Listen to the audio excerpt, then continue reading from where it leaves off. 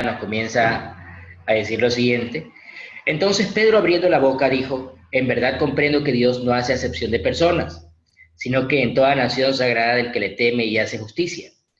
Dios envió mensaje a los hijos de Israel anunciando el evangelio de la paz por medio de Jesucristo. Este es Señor de todos. Vosotros sabéis lo que se divulgó por toda Judea, comenzando desde Galilea, después del bautismo que predicó Juan, cómo Dios ungió con el Espíritu Santo y con poder a Jesús de Nazaret, y cómo éste anduvo haciendo bienes y sanando a todos los oprimidos por el diablo, porque Dios estaba con él. Y nosotros somos testigos de todas las cosas que Jesús hizo en la tierra de Judea y en Jerusalén, a quien mataron colgándole en un madero. A este levantó Dios al tercer día e hizo que se manifestase, no a todo el pueblo, sino a los testigos que Dios había ordenado de antemano, a nosotros que comimos y bebimos con él después que resucitó de los muertos, y nos mandó que predicásemos al pueblo y testificásemos que él es el que Dios ha puesto por juez de vivos y muertos. De este dan testimonio todos los profetas, que todos los que de él creyeren recibirán perdón de pecados por su nombre. Mientras aún hablaba Pedro estas cosas, el Espíritu Santo cayó sobre todos los que oían el discurso. Y los fieles de la circuncisión que habían venido con Pedro se quedaron atónitos de que también sobre los gentiles se derramase el don del Espíritu Santo, porque los oían que hablaban en lenguas y que magnificaban a Dios. Entonces respondió Pedro: ¿puede acaso alguno impedir el agua para que no sean bautizados estos que han recibido el Espíritu Santo también como nosotros? Y mandó a bautizarles en el nombre del Señor Jesús.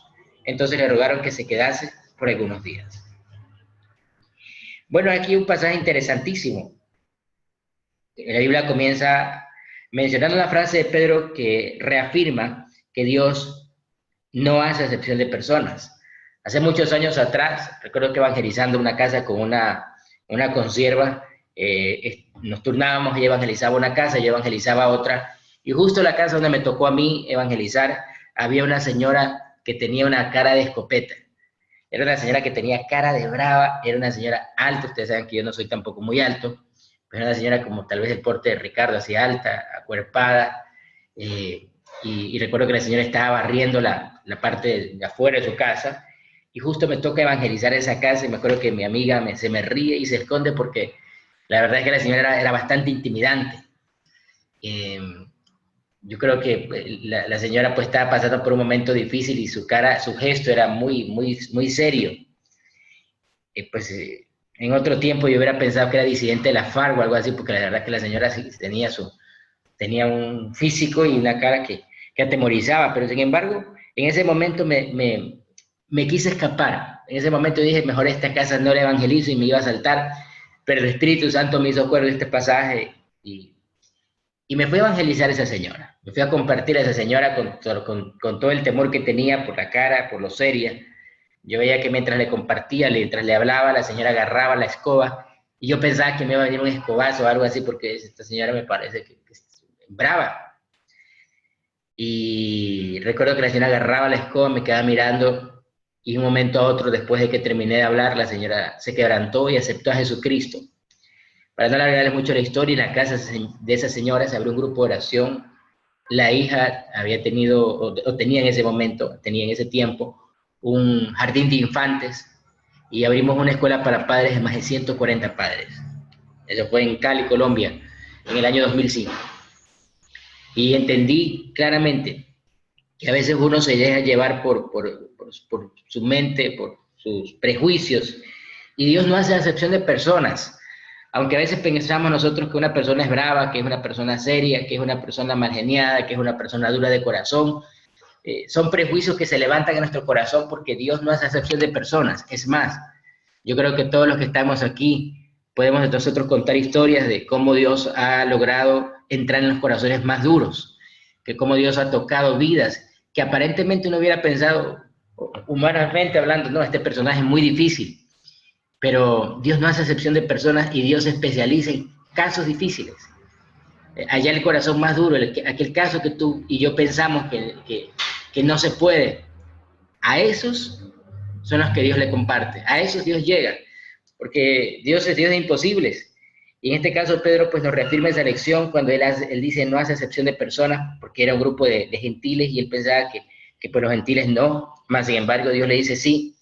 Y ese es nuestro Dios quitándonos los prejuicios, lavándonos la mente, ayudándonos a entender que para Él toda persona, por muy insignificante, por muy importante que sea, toda persona es valiosa para Él.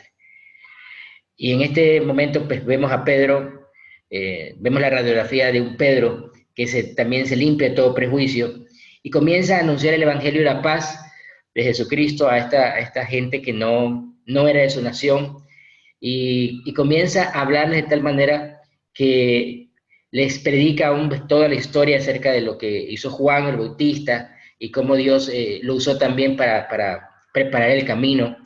Y específicamente en el versículo 38 me llama mucho la atención porque dice, cómo Dios ungió con el Espíritu Santo y con poder a Jesús de Nazaret y cómo éste anduvo haciendo bienes y sanando a todos los oprimidos por el diablo, porque Dios estaba con él. Y no solamente menciona la obra libertadora del Señor acerca del pecado, sino que también dice, y sanando a todos los oprimidos por el diablo. Este es un tiempo donde yo creo que nuestra lógica humana se va mucho hacia lo terrenal. Hemos tenido casos, pues por lo que mi esposa es psicóloga, a veces le traen gente acá con problemas emocionales, pero a veces notamos que no son problemas emocionales, sino espirituales. Y en este tiempo hay que ser muy sabios porque no solo hay problemas mentales, también hay problemas espirituales, hay opresiones satánicas. Y eso es algo que solo se ve, solo lo podemos ver nosotros los que estamos en el camino del Señor. Sin embargo, Pedro aquí hace una aclaración. Hay gente que está oprimida por el diablo y Jesús los puede sanar, Jesús los puede libertar. Nosotros somos testigos, dice Pedro, de todas las cosas que Jesús hizo en la tierra y en Jerusalén, a quien mataron colgándole en un madero. A este levantó Dios al tercer día e hizo que se manifestase. No a todo el pueblo, sino a los testigos que Dios había ordenado de antemano, a nosotros que comimos y vivimos con Él después de que resucitó de los muertos. Y miremos qué manera tan extraordinaria Pedro de exponer lo espiritual y certificar que él pudo estar con el Señor de una forma directa, de una forma clara. Me agrada la seguridad y el denuedo con el que él comparte. Definitivamente estamos ante un Pedro que fue renovado por Jesucristo, por el Espíritu Santo, a pesar de estar frente a un gran personaje romano. Era un hombre rico, militar, y Pedro pues era un pescador judío que no tenía mayor educación, pero sin embargo el denuedo de Dios le dio la capacidad, le dio la valentía para poder hablar, para poder exponer de una manera muy clara lo espiritual y para poder exponer muy claro lo que era el camino de la salvación. Y a veces nosotros también por prejuicios podemos tener esa, digamos, humana incapacidad de querer compartir. Yo quisiera que te llevaras una pregunta en esta mañana, si hoy te tocara compartirle, qué sé yo, a Lenín Moreno, nuestro presidente. Si tuvieras un espacio de unos 10 minutos para compartir con él algo, ¿le compartirías de Cristo? ¿Le compartirías del Señor?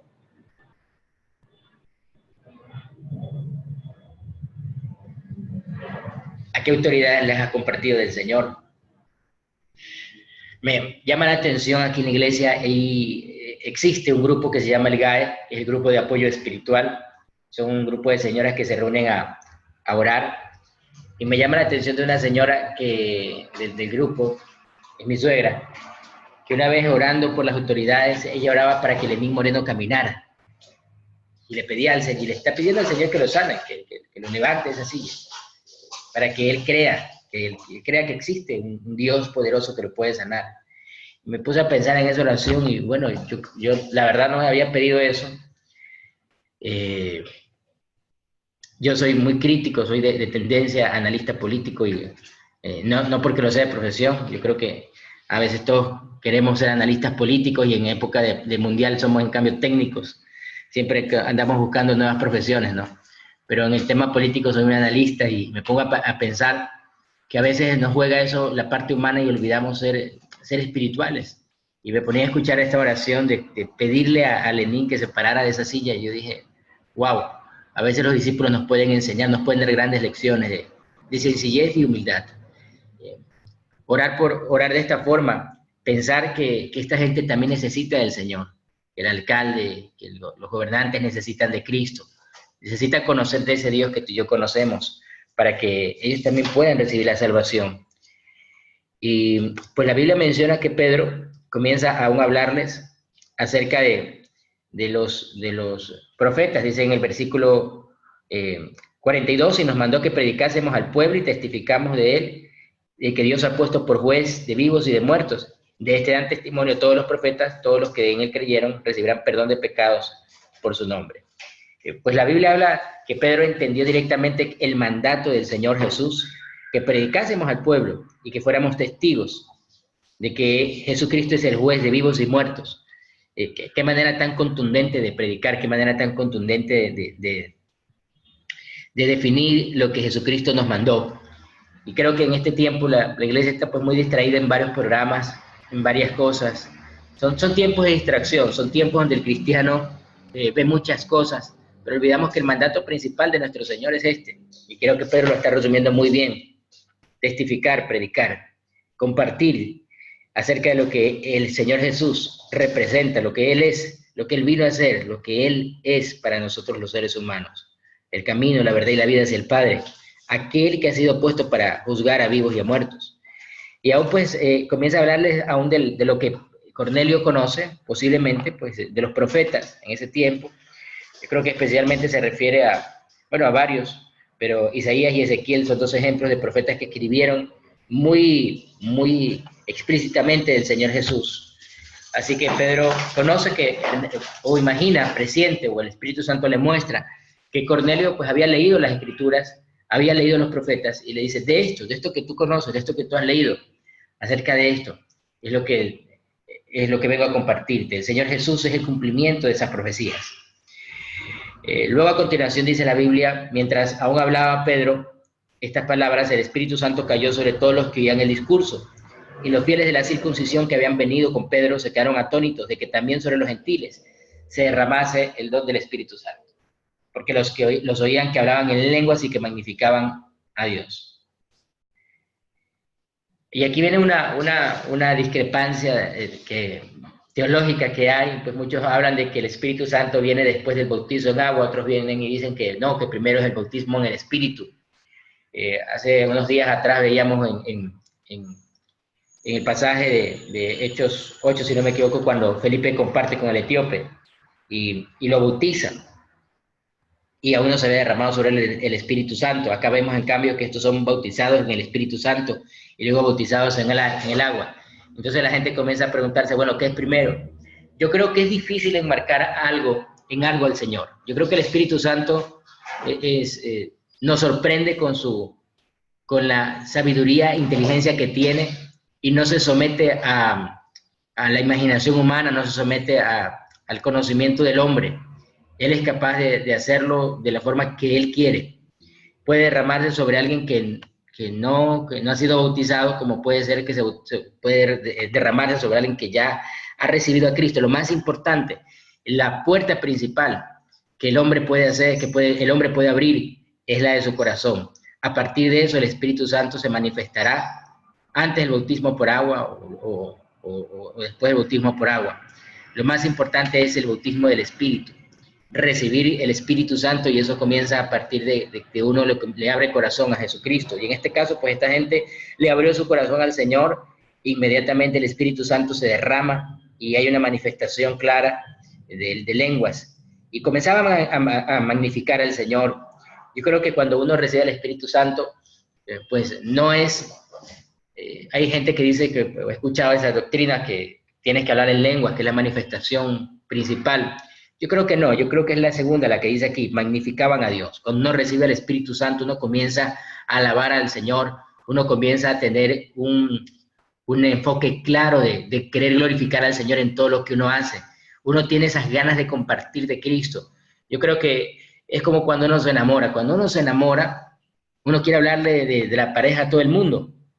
Y uno comienza a hablarle a la mamá, a los hermanos, a los amigos acerca de la pareja, y uno comienza a hacer hasta canción. Yo recuerdo cuando me enamoré de mi esposa, yo estaba pues enamoradísimo de ella y le hablaba a todo el mundo de Eugenia, y ya una vez más o menos ya me tienes ya cansada, o sea, ya quiero conocer la famosa Eugenia, porque uno comienza a hablar a todo el mundo y que es bonita, y comienza a describir y comienza a alabar. Y yo creo que eso pasa cuando uno se enamora del Señor. Uno no quiere quedarse callado de lo que representa el Señor para nosotros. Uno comienza a descubrir la hermosura de Dios. Uno comienza a abrir sus ojos espirituales y se da cuenta de la hermosura, de las bondades del Señor, de las misericordias del Señor. Y uno dice, wow, qué maravilloso que es Dios, qué tremendo es nuestro Señor. Cómo yo callarme lo maravilloso, lo digno, lo grande. Y uno comienza a vivir de esta forma, a querer contarle a todo el mundo, a todos los que nos rodean, acerca de esas grandes y maravillosas obras que el Señor ha hecho con nosotros. Y luego inmediatamente pues Pedro hace una pregunta: ¿puede acaso alguno impedir el agua para que no sean bautizados estos que han recibido el Espíritu Santo también como nosotros? Y mandó a bautizarles en el nombre del Señor Jesús. Entonces le rogaron que se quedase por algunos días. Y vemos cómo este grupo de creyentes no judíos, podríamos tal vez pensar que eran la primera célula de personajes que no eran judíos, y era un grupo muy importante porque recordemos que Cornelio era un hombre importante. Vemos como esta célula de personas que posiblemente eran personajes del gobierno o de la milicia romana, que comienzan a abrir su corazón a Cristo. Comienza la primera célula fuera de los judíos, y esta gente se vuelve creyente y le pide a Pedro que se quede por algunos días. Ahora le piden a Pedro que se quede algunos días para que él les enseñe, para que les siga hablando. Tenían hambre y sed del Señor. Y me quedo maravillado de esto, y yo le digo a Dios: Señor, ayúdanos a abrir células así. Ayúdanos a ir donde hay la necesidad, donde hay esa hambre y esa sed de Dios. A veces nosotros podemos pensar, en este tiempo todos han escuchado del Señor, sí, y eso podría ser también una ventaja, porque la gente ha escuchado de Dios tantas cosas, pero no lo que en esencia es el Señor. Yo creo que este es un tiempo donde la gente sí escucha mucho de Dios, pero escuchar tanto lo que está produciendo es que la gente pierde el enfoque de saber qué escuchar. Es decir, como hay tantas alternativas, como hay tantos programas, tanta gente hablando del Señor, así también se ha levantado gente que no sabe ni qué habla del Señor. Gente que no tiene claridad teológica, bíblica, doctrinal, y que a veces de pronto lo hacen lo hacen de una forma no sana. Por eso es un tiempo donde puede ser una gran oportunidad, donde debe ser una gran oportunidad de que tú y yo vayamos y compartamos la sana doctrina, compartamos acerca de Jesús, porque hay gente que quiere conocer, hay gente que tiene hambre y sed, tal vez tus vecinos, tal vez tus amigos, gente que está en cargos de gobierno. Yo creo que también eso es importante recalcar en este tiempo. Hay gente que tiene hambre y sed del Señor, pero la forma como nosotros presentamos el Evangelio es lo importante.